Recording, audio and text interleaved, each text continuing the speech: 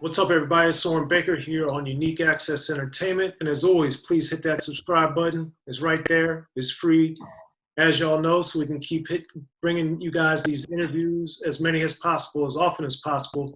So please subscribe, like, share, and comment on our material. Now, today, for Best Albums, we have the honor and privilege of being joined by Glasses Malone. What's happening? And Hit Glasses. that subscribe button. Hit that subscribe button. Yes, Glasses already knows. But Glasses has picked Eazy-E's debut album, Eazy-Duz-It, for his Best Albums episode. So Glasses, just getting started, man. Off the top, Eazy-E coming in the game with Boys in the Hood after NWA and the Posse and had some of this, that early wave of stuff. But when you first heard Boys in the Hood, which set off the whole movement for him, what was your initial reaction to that song in 1987? So at that time, I was a real little boy, and his voice sounded really young. So it was weird that my mom didn't turn it off, you know what I'm saying? But it sounded like a little kid rapping the song. And it did remind me of Ice-T 6 in the Morning. Like the way they rapped the song, like it's the way he ended and accented the song, I could tell Ice-T was a big influence. And I knew all of that around that age, still around 6 or 7 when I first heard it, 5, 6, or 7. Well, it's crazy you mentioned his voice because I remember when I was first hearing that, and then later I heard like Fat Girl, and then going into this Eazy-Duz-It album, that was one of the things that really stood out to me because it was so high-pitched. He wasn't like rapping all loud and aggressive like a lot of rappers. So for you, did the high-pitched voice and the fact that he sounded young, did that appeal extra to you, or was it more about what he was saying, or all the above, or what? Initially, it was how he sounded. He sounded like a little kid, just that was using bad words. I remember that specifically, and that's one of the things that always stuck with me. Even when I hear it now, it's always kind of like this guilty snicker that I do because it's like, you know what I mean? I really thought he was a boy rapping about this. So, and then the words came into play, and like I said, I was a big Ice-T fan because Ice-T was in Breaking. So, as a little kid, again, it's one of those things where Magic Johnson, Ice-T, those were two guys. Like I said, I remember seeing Ice-T on the big screen and my mom telling me like, oh yeah, he's from LA too. He'd be out here in LA. And I just always thought that was crazy.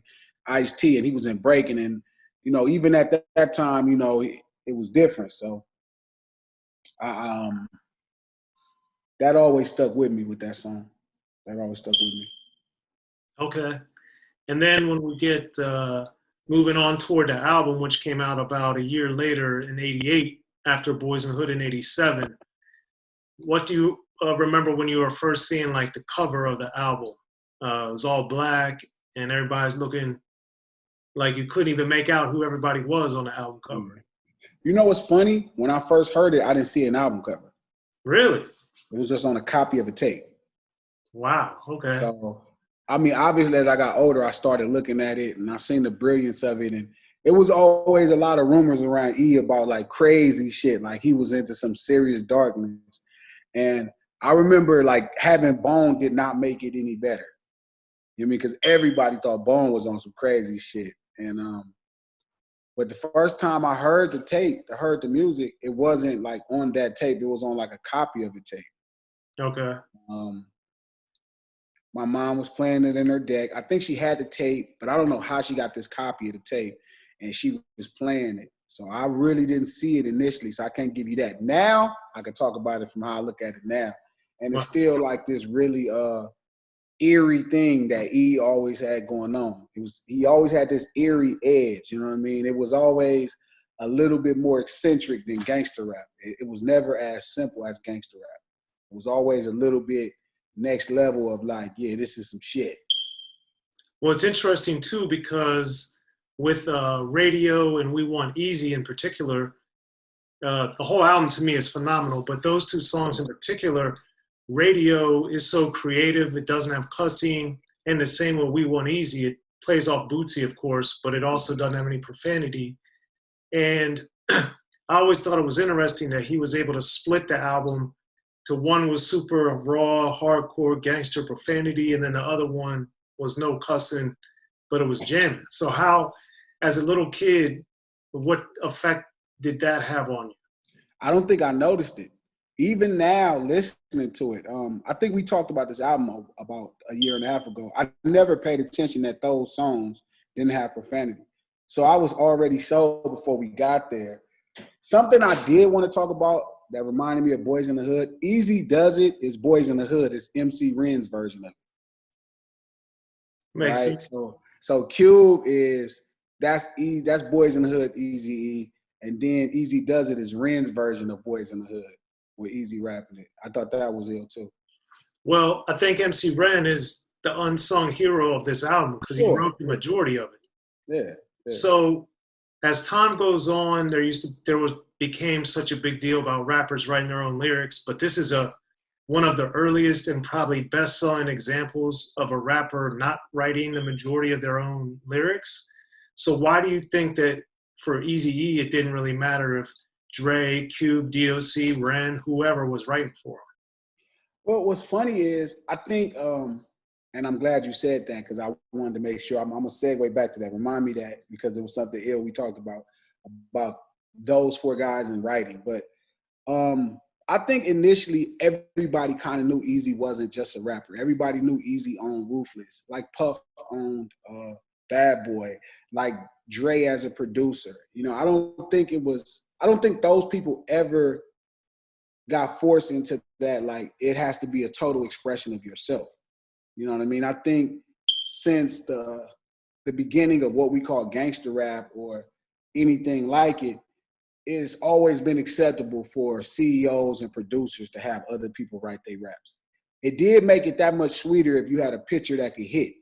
Obviously, DJ Quick, right? A pitcher that could bat still, that was like amazing, but I don't think it was ever expected for pitchers to have to bat. You know, the guy throwing the beat to be able to have to hit the home run too. So I think initially that was understood because I don't think we ever cared about it. But I remember early on, certain people, if you heard somebody else wrote somebody's stuff as a kid, that kind of made them whack. But Eazy, you know, as early as Eazy, early as Dr. Dre, early as Puff, you know what I'm saying? I don't think it was ever, you know, that like people held that responsibility over their head. But looping back to that point before I lose my point, to think about it, right? For Dr. Dre to write Easier Said Than Done. Okay, so now you got to tell me. So when I interviewed MC Ren, I've known Ren since the 90s. I've interviewed him so many times now. But when I interviewed him once for Unique Access, it was amazing because that's my Easier Said Than Done has one of my favorite lines in a rap song, period, where Eazy says, yo, I don't do dope, but I'm dope. Not a dope, but I'm doper than anybody who tries to cope. Because I remember as a kid, that was just so amazing, the wordplay of it. But then there's no cussing on that song either. And these dudes in that video, especially, they're all black and it's so hard and gangster and the hats and everything. I was just like, but then they don't cuss. And I was just like, this is crazy. And the beat was so hard. And when I talked to Ren about it, he was like, yeah, Dre wrote that. And I always, you know, I never think of Dre as a phenomenal lyricist, even though he is when he does that. Mm-hmm. So that always just blew me away. Right? It's Nobody crazy. ever talks about that. Well, the thing is, Dre is so underrated as a rapper, period. But then when he does write, he brings a lot to the table beyond the genius behind the boards and making beats and engineering and mixing and mastering, all that stuff. Well, it's the way it's flowed. It's flowed like somebody who makes music. Like that line specifically. You know what I mean? That's flowed like somebody. If you notice the way Quick, Pharrell, Dre, Puff, anybody who, Swiss, Manny Fresh, they curve around their productions completely different. They don't approach it the way a rapper would approach it. You know, it's like it's like the brilliance of Rod Temperton when he's with Quincy Jones. You know what I mean? Somehow, some people can wrap themselves around the music, and obviously the producer, you know, is more, you know, likely to do it. Sometimes I listen to a quick rap, you know what I mean? And I don't want to keep bringing up Quick and Easy, but I feel like they're so comparable. Right. You know what I mean? Like the style, the way they sound remind me of each other. You know what I mean? Like I always felt like Quick was like a younger version of Easy. And the way he rapped around that beat, to find out later that Dr. Dre like participated in the lyrics, that was ill. Because I would have never thought that. I never thought that. Yeah, it took me, even though I knew it, it kind of took Ren saying it to kind of jog my memory and made me be like, people really sleep on Dre on so many levels, but like when you look at this song, and D.O.C. of course did some writing on this album too, but when we look at the D.O.C. and Dre, we forget that they contribute a lot lyrically to the brilliance of all these albums from Ruthless in a major way, you know? Man, and something else that Dre told me about hit records and consistently how many people it takes to do it. Sometimes we forget the Ruthless days, it's 7 to 8 people working on a record. You know what I'm saying? If not more. Well, you and I, you more than me, but we've both been in the studio with Dre so many times.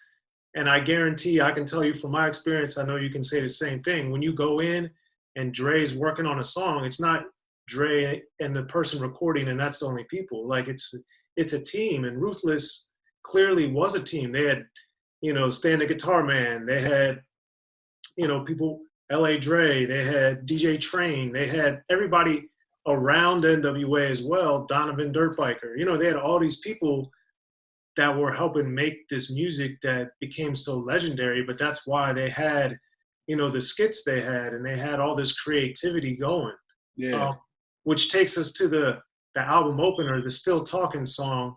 It's crazy. Which I always thought was hilarious. The breaks, bro. The fucking breaks. To go into those game show breaks. So, right, you're hearing Ren and you're hearing Q like try to sound like older men. That shit is energy you can't. And it's so funny. I mean, I don't mean to keep cutting you off, Soren. I'm sorry. I just get excited about this album because it's really dope. The breaks, right? So you go into these breaks into the hook, and these hooks break down and they're perfectly executed. But how the music became like more than just songs. How it became an experience. And they did it before De La Soul too with the game show. Yeah. People don't be sleeping on that. But they have these crazy breaks, and them breaks go into that, they clowning, and they still talking about him. You know what else is ill? It's a song specifically. Okay. You're never in the same place on that album. That album takes you different places, right? You're inside of a bank, obviously following Still Talking Shit, right? You're inside of a bank, right? You're at a concert for We Want Eazy. Like you go from in your car into a concert, right? And then like the song where Yella's playing the drums, you're inside the studio while they're working on the song, right? And on No More Questions, right? It's you're in an interview. You're like sitting listening to him talk in the interview. But when he's getting interviewed, then you go to the robbery. Yeah. Right. And then he reminds himself, like, oh, let me tell you about this time I robbed this motherfucker. Right. So it's even in certain parts they're in the ghetto. You feel me? They're just on the street. And you could just what else is ill is songs like Radio where I could tell they was listening to LL. Like I could tell where it was, you could see the love for hip hop. It was a lot more pure, where they wanted to still be a part of hip hop. Even though they had their own culture and their own gangster rap, they very much wanted to be a part of what people viewed as hip hop in New York, to where they made songs like Radio, which I think is fresh. But I love the fact that it's like this sonic movie. You know what I'm saying? It's always exciting. It's always changing. There's so many breaks. You know what I mean? You listening and you going from break to break. It's funny because some of the records could be long, but they don't seem long because they always have these changes. Prime example, like Eazy-Duz-It, where it's these changes where you be listening, but these beat changes keep you interested outside of the story itself that Eazy is rapping about. And that song, Eazy-Duz-It, that's another Dre and Ren collaboration on the lyrical side, but the brilliance of the production, because all the sonic, like you're saying, the changes, but the changes are so dramatic with the beat switching, the samples coming in, like a storyline gets changed and the mood changes with the beat. Like for you, as somebody that has studied this, is also a producer and a rapper, like explain the magic to be able to pull that off as they did on Eazy-Duz-It, for instance, at such a high level. Honestly, it's intimidating. Like I've listened to Dre stuff, and obviously I've talked to Dre a few times, enough times. It'll make you want to quit.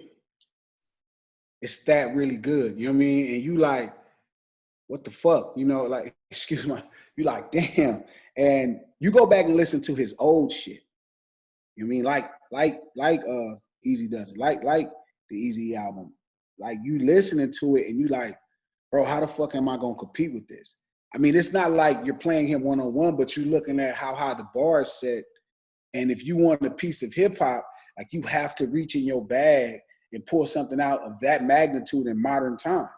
They pulling shit out of the bag that was way ahead of, at that time in '88. You know, ain't nobody pulling right now. Motherfuckers don't got breaks in their records like that. You know what I mean? Like the last person I heard who I saw doing breaks was Problem. Problem had put out an album a couple years ago where he had a couple dope breaks, these changes, but they weren't as meticulous and as, you know, on point as like that record. Like that record is really a movie. It's like, it's not only the beats, but they're scoring the idea behind the songs. Well, that was one of the last great albums to do that to me was Project Pat, Mr. Don't Play, because they had a lot of breaks and changes, and the mood changes with the song depending on who's rapping and what they're doing. But one thing on Still Talking I wanted to remember is, you know, I'm from Maryland, so when I'm hearing this as a little kid in Maryland, and he's like, man, I thought he was from Compton, Michigan. And it just threw me all off. I was like, what are they doing? What are they saying? I was like, wait, I thought they were from LA. Now there's a Compton, Michigan. It was just like the whole thing about it was so different and so wild, you know? Yeah. No, they were so far ahead of their time. And I understand why Suge felt like he had to plug Dre and D.O.C. Like, Suge tried to launch a lot of labels, or a couple before, and none of it worked until he got with Dre. Dre was able to bring over that recipe that Ruthless was, you know, finding a lead, a vocal, you know, finding some dope talent around.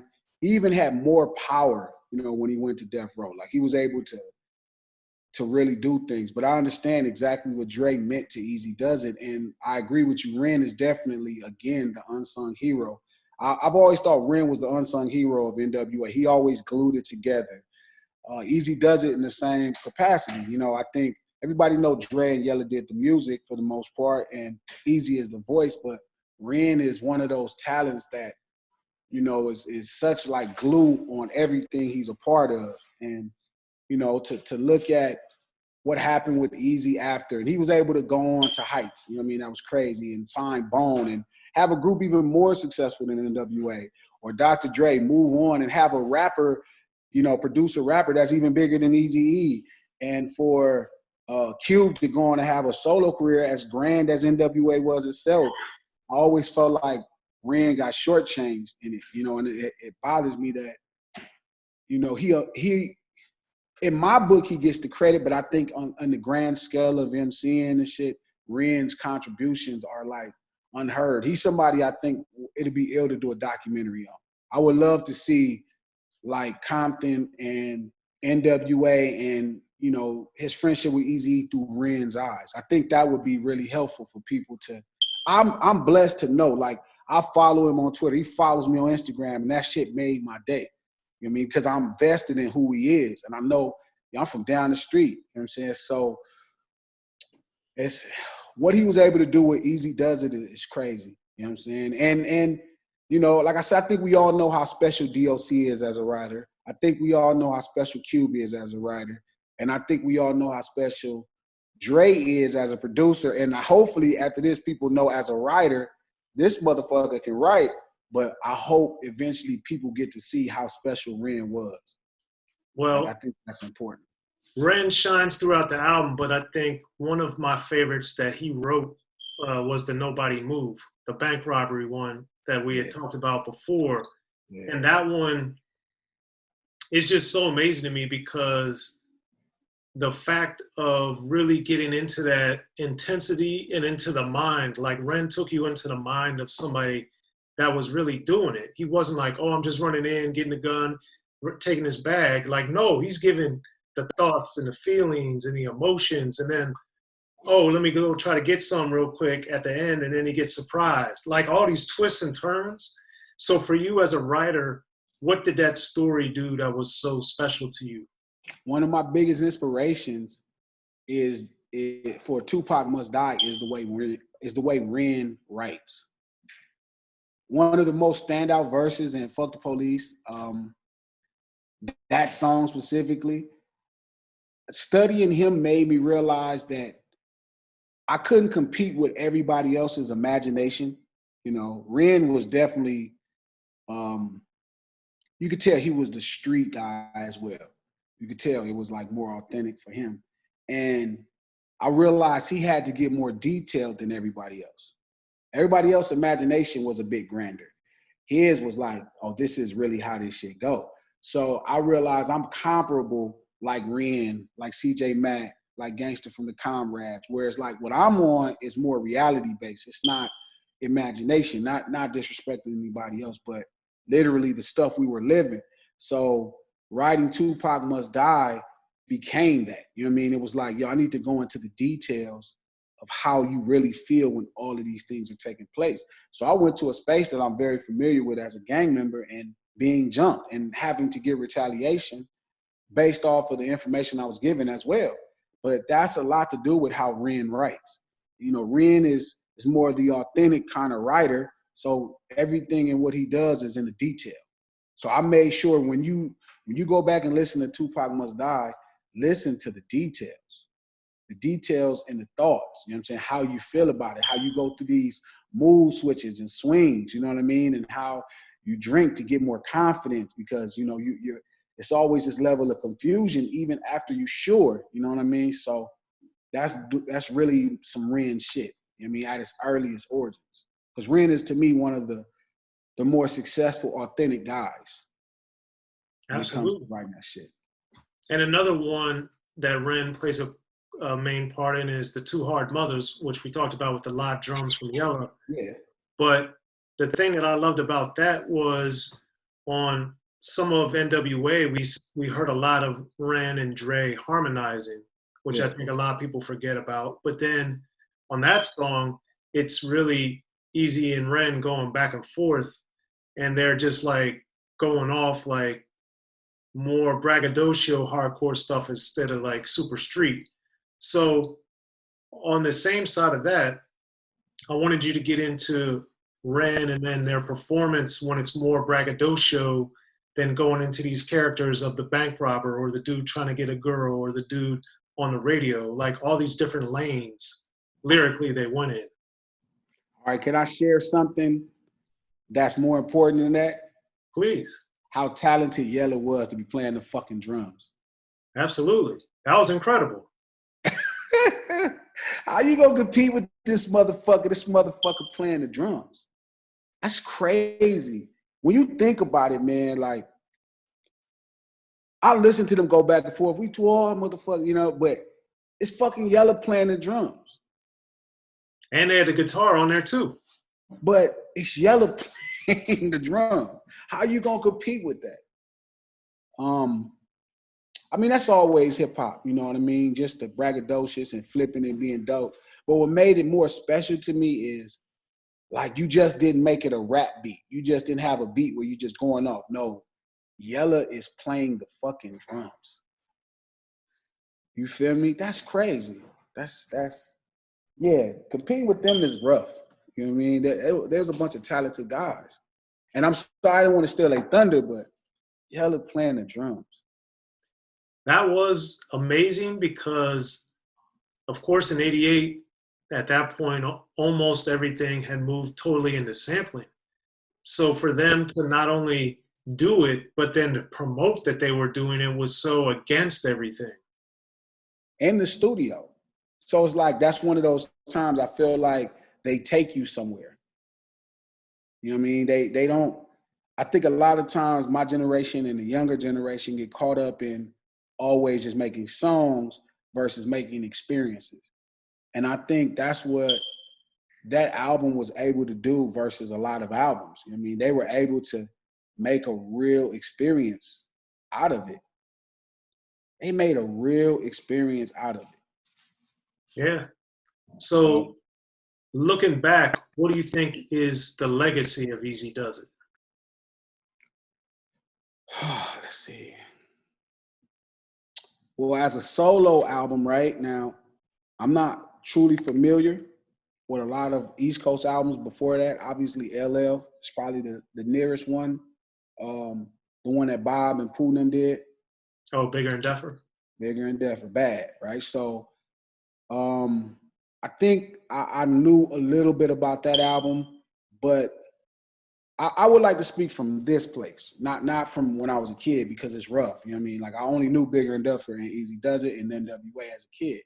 But today, listening to it,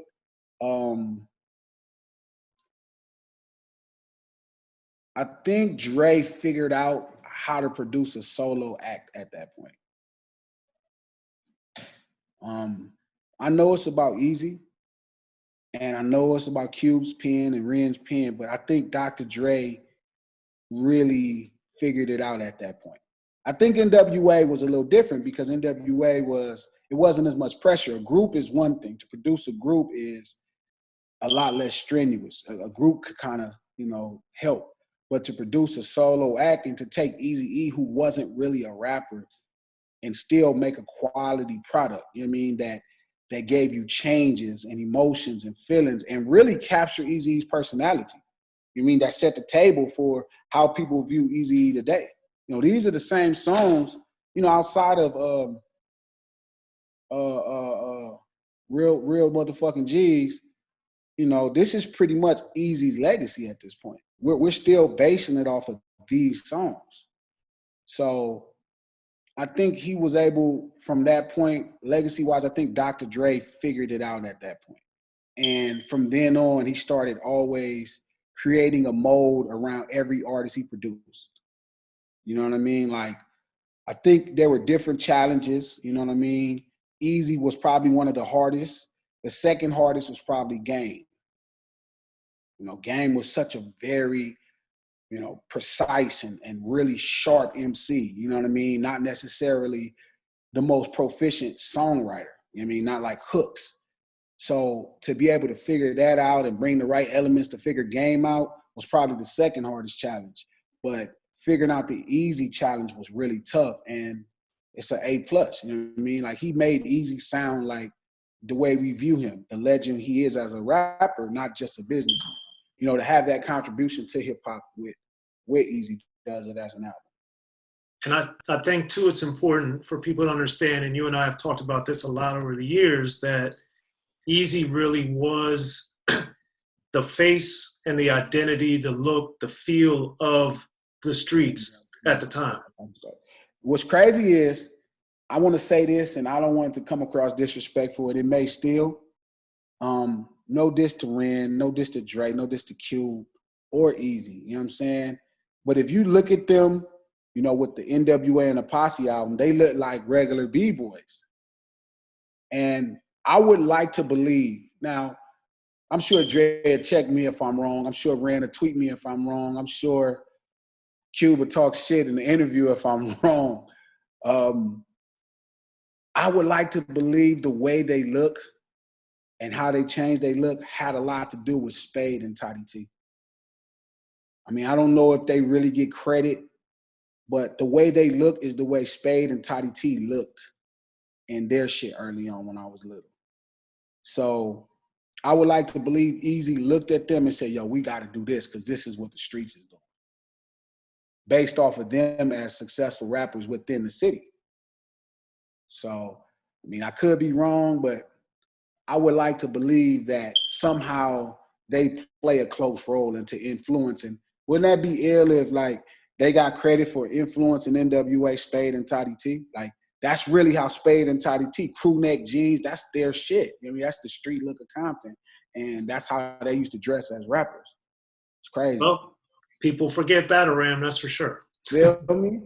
That song was like a big Compton hit too. Yep. Well, there it is.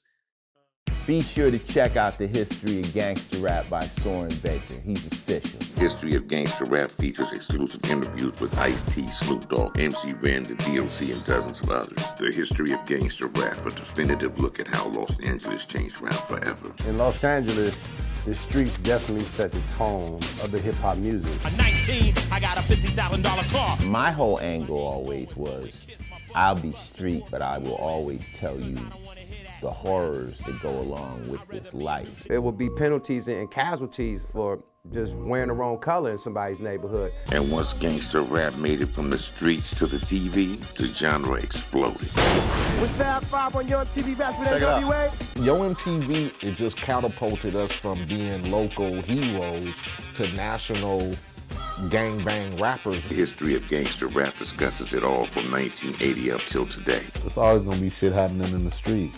You know what I mean? So it's always gonna be something to talk about. The History of Gangster Rap in stores now.